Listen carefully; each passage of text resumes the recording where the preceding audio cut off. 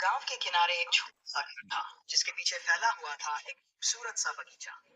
हवा में हर वक्त फूलों की खुशबू तैरती रहती। इस बगीचे को संभालने वाला रामू बागवान, उम्र लगभग 55 के आसपास, चेहरे पर सफेद दाढ़ी, पर आंखों में चमक, अब भी वही पुरानी, जैसे अभी अभी बगीचा लगाया हो। रामू अपना आधा जीवन इसी बगीचे की देखभाल में बिता चुका था। सूरज उगने से पहले उठ जाता, मिट्टी को हाथों से महसूस करता, जैसे किसी बच्चे के सिर पर प्यार से हाथ फेर रहा हो।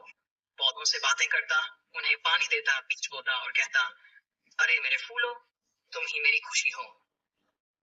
लोग कहते थे कि रामू सिर्फ बागबान नहीं, बल्कि फूलों का सच्चा रक्षक है।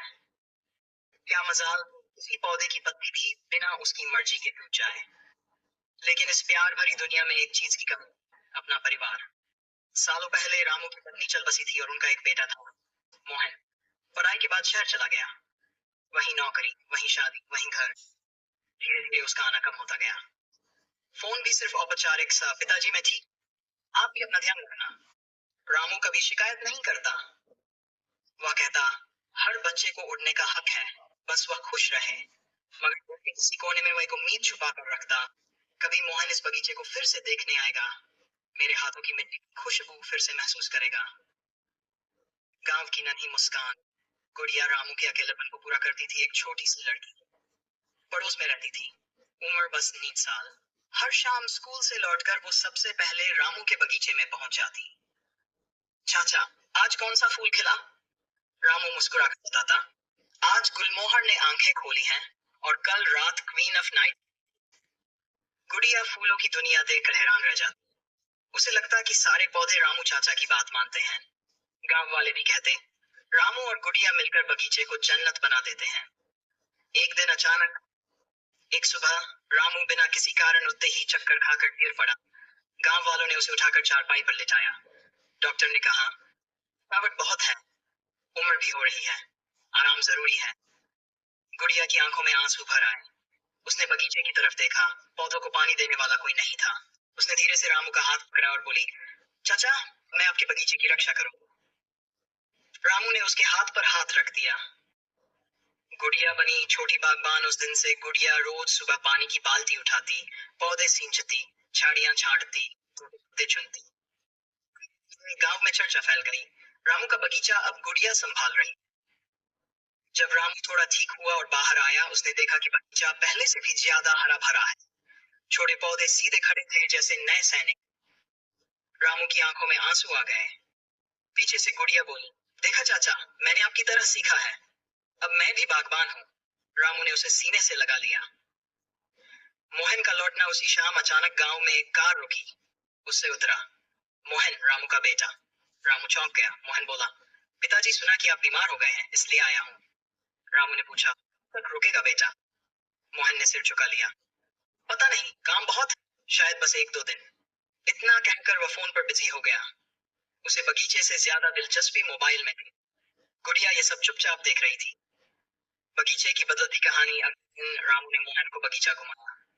देख बेटा, तू गया था, अब ये गुलाब छोटे थे, अब देख कितने बड़े हो गए, बिल्कुल तेरी तरह। मोहन बस अच्छा अच्छा कहकर आगे बढ़ रहा था, लेकिन तभी मोहन की नजर जमीन पर पड़े कुछ सूखे पत्तों पर पड़ी। वह बोला, पिताजी, इस उम्र में आपको ये सब करने की जरूरत नहीं। आप इस बगीचे को बेच दीजिए, शहर में मेरे साथ चलिए, वहां आराम से रहेंगे। रामू का दिल एकदम टूट गया। इस बगीचे को बेचना, जो उसकी जीवन भर की कमाई, मेहनत, यादें और प्यार था। वह कुछ से पहले गुड़िया बोली, अंकल, ये बगीचा सिर्फ फूल नहीं, रामू चाचा की सांस है, इसे कैसे बेच देंगे? मोहन ने पहली बार गुड़िया को ध्यान से देखा। रामू ने धीरे से कहा, मोहन, ये बगीचा तुम्हारी माँ की आंखें की निशानी है। उसने मेरे साथ मिलकर पहली बार यहाँ गुलाब लगाए थे, मैं इसे कैसे छोड़ दूं? मोहन की आंखें नम हो गई। उसने कभी सोचा ही नहीं था कि उसके पिता के पास इस बगीचे से जुड़ी इतनी भावनाएं हैं। मोहन का बदलना। उस दिन रात को मोहन बहुत देर तक बगीचे में बैठा रहा। उसने देखा, हवा के साथ पत्ते हल्के हल्के झूम रहे थे, रात की रानी की खुशबू फैल रही थी, तारों की रोशनी से पंखुड़ियां चमक रही थी। रामू और उसकी माँ की हंसी इस बगीचे में जैसे आज भी गूंज रही हो। उसे लगा जैसे बचपन वापस लौट आया। अगली सुबह जब रामू बाहर निकला, उसने एक अनोखा दृश्य देखा। मोहन अपने हाथों से पौधों को पानी दे रहा था, बिल्कुल वैसा ही जैसे रामू। रामू आश्चर्य से बोला, अरे मोहन। मोहन मुस्कुराया, पिताजी मैं भी इस बगीचे का बागबान हूँ। रामू की आंखें भर आईं। गुड़िया खुशी से ताली फिर से खिला। जीवन धीरे धीरे मोहन ने फैसला कर लिया, मैं शहर वापस नहीं जाऊंगा, मैं यहीं रहकर आपके साथ बगीचे को संभालूंगा। रामू के लिए इससे बड़ी खुशी और क्या हो सकती थी।